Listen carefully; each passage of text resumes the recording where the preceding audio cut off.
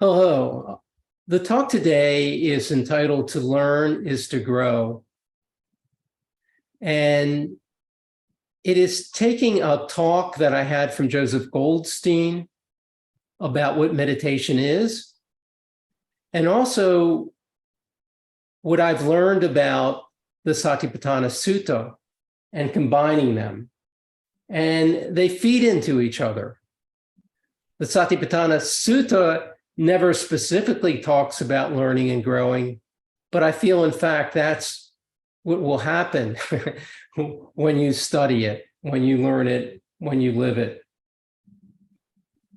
Now, I spoke about this last week, but Joseph Goldstein gave a talk on what is meditation. And he said it's made of three things. The first is mindfulness. And it's our ability to observe present moment experience. What is really happening in the present moment? It can be sights, sounds, it can be emotions or thoughts, but this is what we're experiencing in the present moment. The second aspect is for us to notice how we relate to those experiences. We might hear a sound. How do we relate to that sound? So we are aware of what we're experiencing. We are aware of how we relate to that experience. And then when we look at how we relate to experience, we're essentially, as an objective observer, seeing how we behave. And we might gain some insight. And insight might lead us to learn and to grow. So although he didn't entitle it this way, this approach is the way we wind up learning and growing. And I want to go in a little bit more detail about the first thing, mindfulness.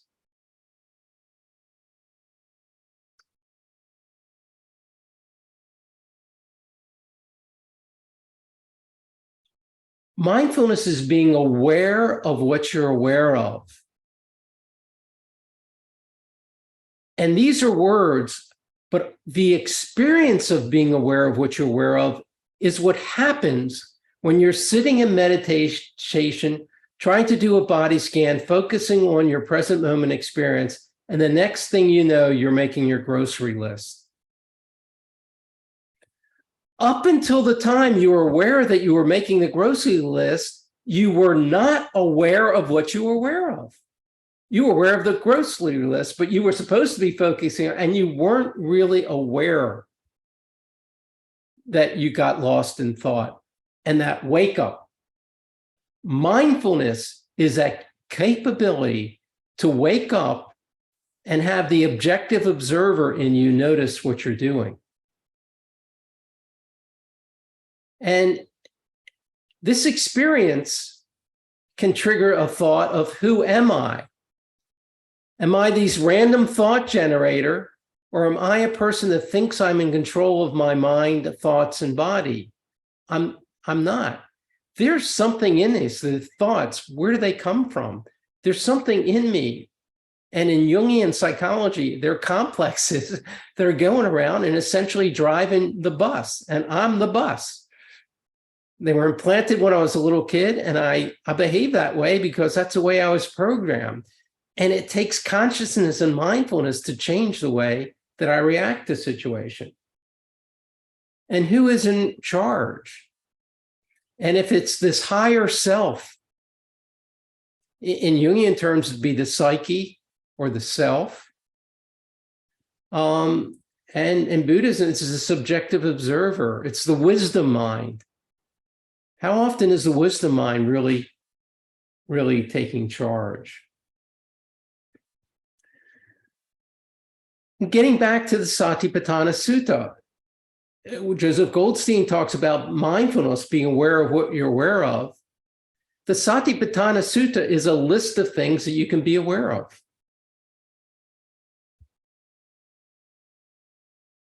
And what you're aware of becomes a wake-up call. When you notice a change in yourself physiologically, your chest gets tight, your fists are clenched. Noticing this is a wake-up call to my complex has been triggered. Something's taking hold of me. I need to wake up from that and deal with it.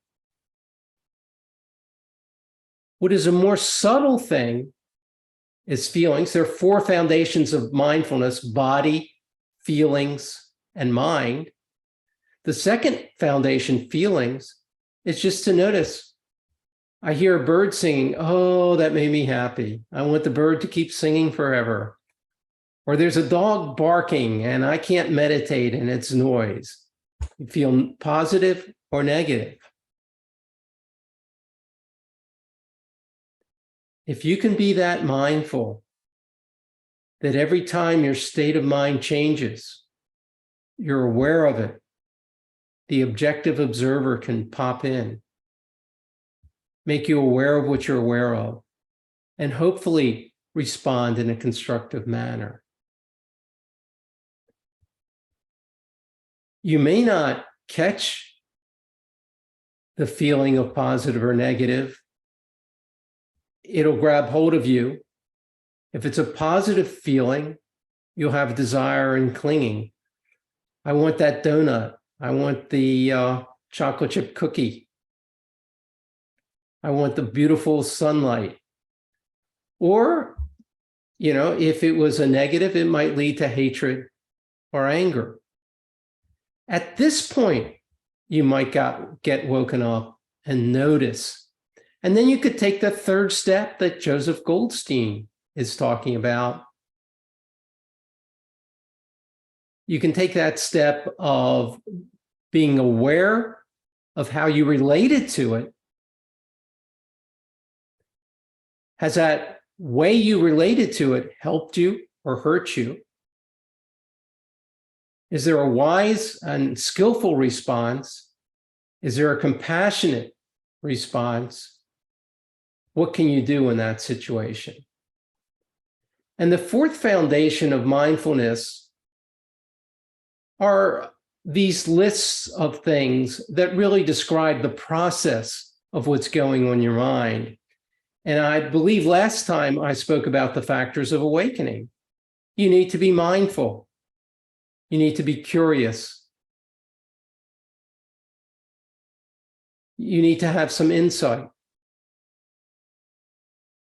You need to have some equanimity. And when you're triggered, these factors of awakening can help get you settled.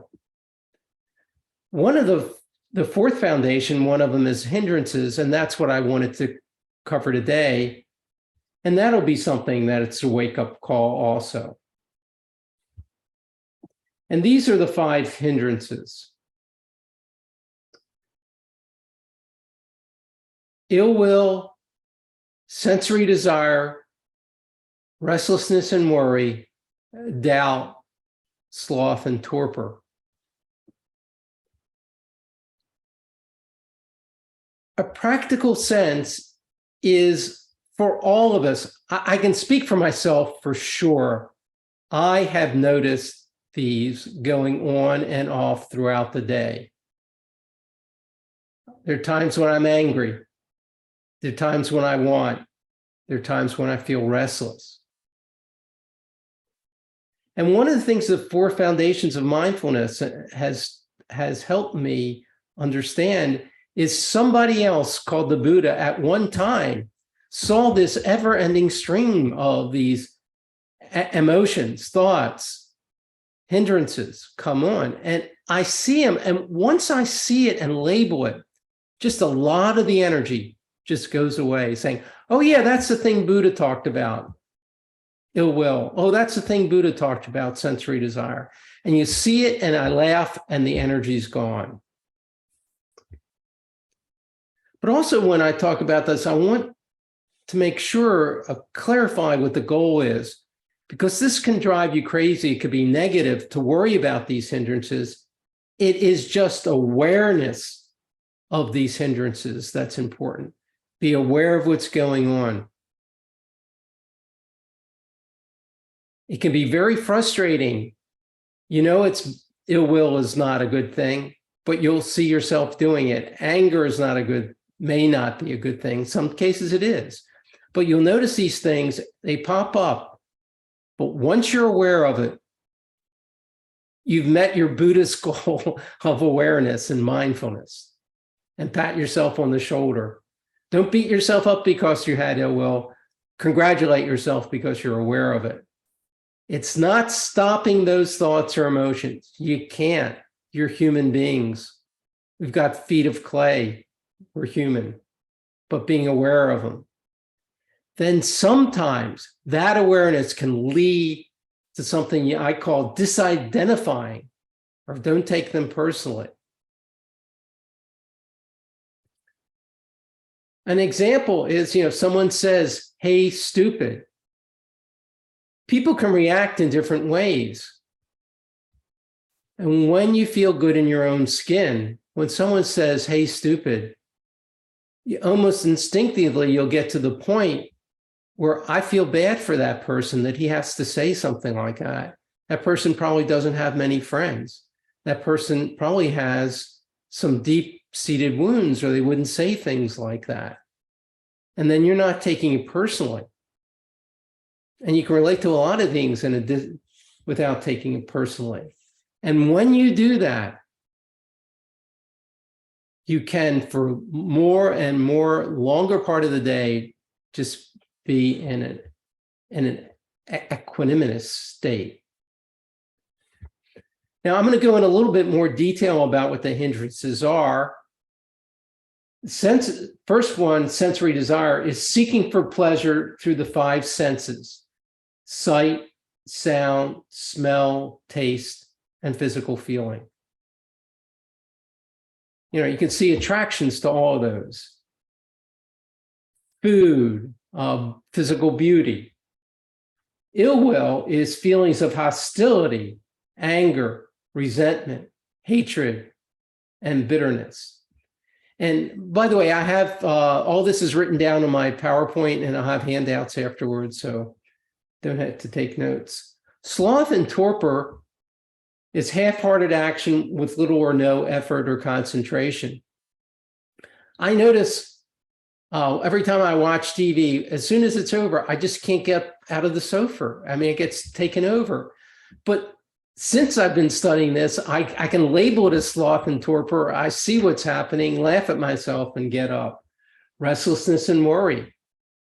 A lot of the wandering thought when I'm trying to meditate is worrying about how will this presentation go? What will we do when this happens? Technological problems. And doubt is the last. Lack of conviction. I'm not sure. I don't have confidence in myself that I can overcome the problems.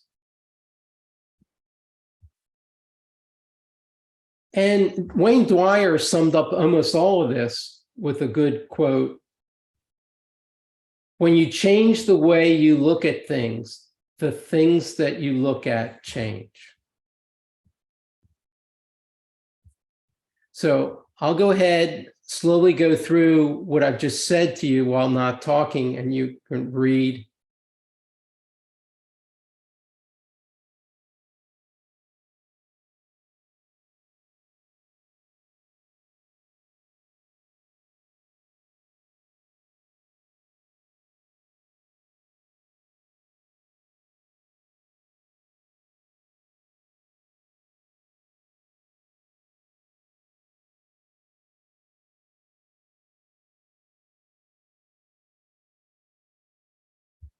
I thought about this, and what we're talking about in mindfulness and meditation, there's a Buddhist perspective on what we're doing. And there's something I think that I don't think was in Buddha's time, but there are practical implications. And I want to break down. When I do a meditation practice, I see two things happening. I follow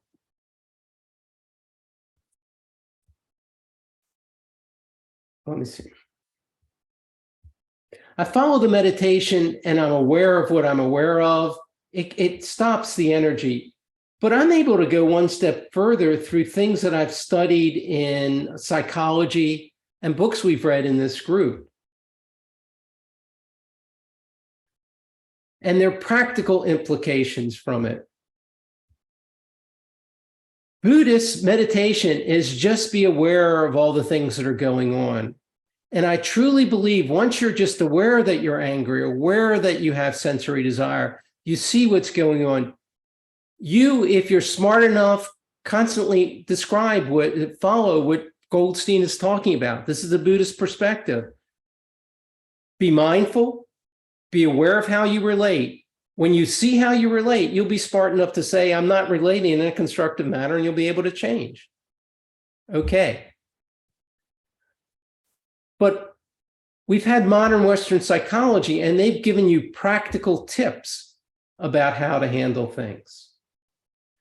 And particularly in Jungian psychology, I've studied with James Hollis, and one of the things they talked about is based on your family of origin, you will respond to situations in different ways. And it has been very helpful to me to have a practical view of what the list of responses can be. And it's helped me gain the wisdom when I've gone astray to understand this. For example, from a psychological and practical viewpoint, when something's gone wrong, when you've had a negative experience, one thing you can do is get angry and attack. 2, you can suppress it. The person's bigger than me, I can't do anything, oh, I'm defeated. Or I go and I punch the aggressive response, I can punch them in the nose. And people respond in different ways. Often when you suppress it, what will happen is you'll ruminate. And for me, that has been an issue. You know, sometimes I don't stand up when I should, and I wound up ruminating.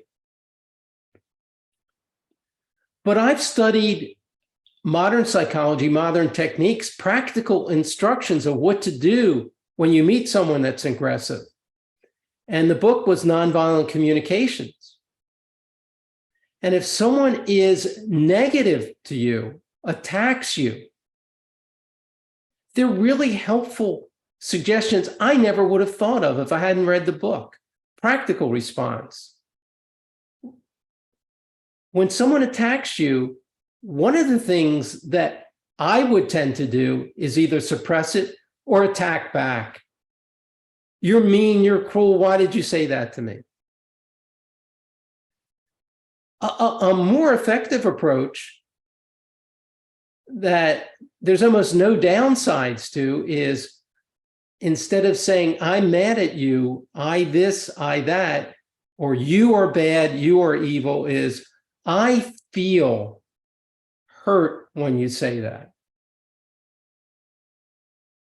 And what I have found, not because I could figure it out on my own, but I got these practical tips from modern authors. When I say I'm hurt by this, so many times people say, I didn't know that. Thanks for telling me. I didn't attack them. I didn't destroy the relationship by being hostile back. And it's, from a practical viewpoint, it's some of the best advice that I've gotten. 2, when someone attacks you, you may even, before you go ahead and say, I feel this way, is it, tell me more about what upsets you. Really try and understand.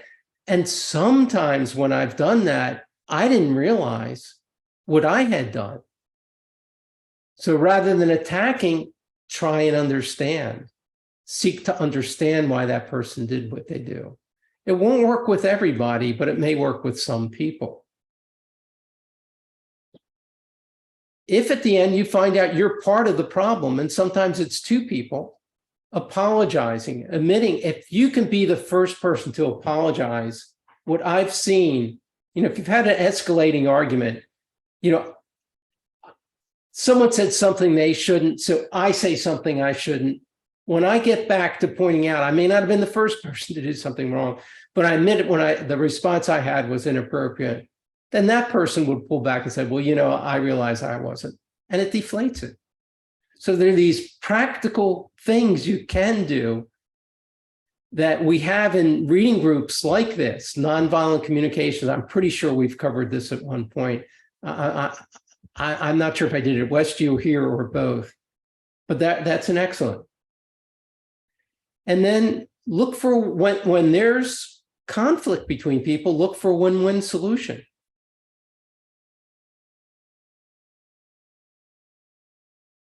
And one of the things that is not practical is, I get angry, then I get angry at myself for being angry.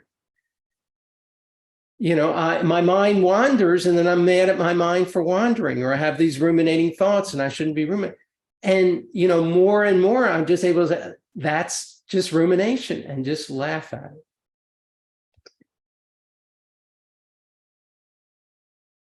it. A little bit more detail I want to go over. I talk about being angry, but anger needs to be respected, and it can be helpful. A friend of mine I felt was emotionally abused in a relationship he was in, and he just suppressed it, and then blew up. But the anger that he felt should have been understood, and how could you do it in a constructive manner? It got him it blew up, and it ruined the relationship. And he feels like he ruined the relationship because it wasn't serving him well. But anger is a wake-up call, and you can respond constructively if you really work at it. Try and go for a win-win. Whether you suppress it or attack is usually from your family of origin. You survived in your family by doing one of those two things, and you're going to do it all the time. More likely to do it all the time based on family and origin. But there are some times when you need to stand up. There's some times when you need to do it. And it is that mindfulness and trial and error that's going to get you to the point where you can do the right thing. The response has to be tailored to the situation. And mindfulness, again, is a foundation of this all. You can't come up with these practical solutions. I've read Rosenberg's book. 80% of the time I might not follow it. I have to be awake enough to think about it, getting to the point where it's a habit. And we're all going to fail. We're all going to make mistakes, and we got to learn through trial and error. And I've had a book on emotional intelligence, and emotional intelligence is the ability to be aware of how you're triggered and respond in a constructive way. And Buddhism is about compassion for others and yourself. It's a balance. And you aren't perfect, and you need to have compassion for yourself. And as you have a sense of well-being, when people do things that, say, hey, stupid, if you really feel well, if you're comfortable in your own skin, you'll be able to respond in a constructive way. Now I'll go over the foils that you'll get.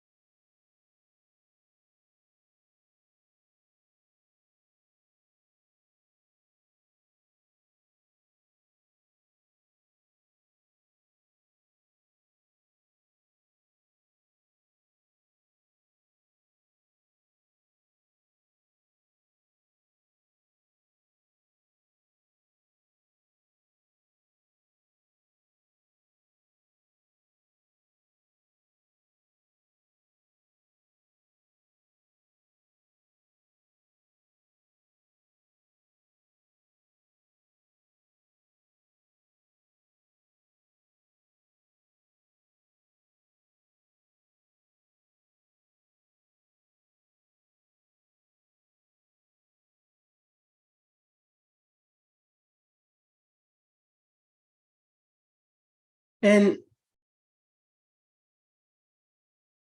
not spoken that much about in Buddhism. Well, in the Satipatthana Sutta, there's I'll always use the term of skillful or unskillful. And it's not compassionate or uncompassionate, but it's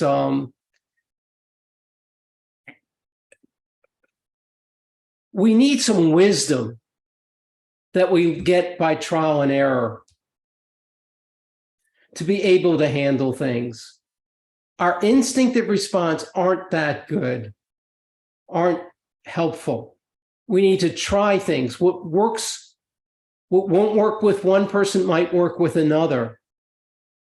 What doesn't work with one person, you can learn and try some other approaches. But it's going to be a learning and growing experience.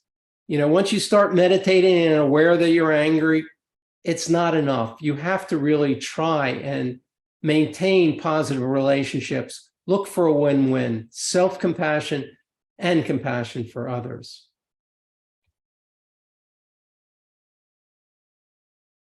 And through trial and error, we learn and grow. And a quote from Rumi, yesterday I was clever, so I wanted to change the world. Today I am wise, so I'm changing myself. It's just constantly changing yourself. The other people are not going to change. It's fruitless. And one more, perfection is not a prerequisite for anything but pain. And underlying a lot of the rumination I have and a lot of people have is self-doubt.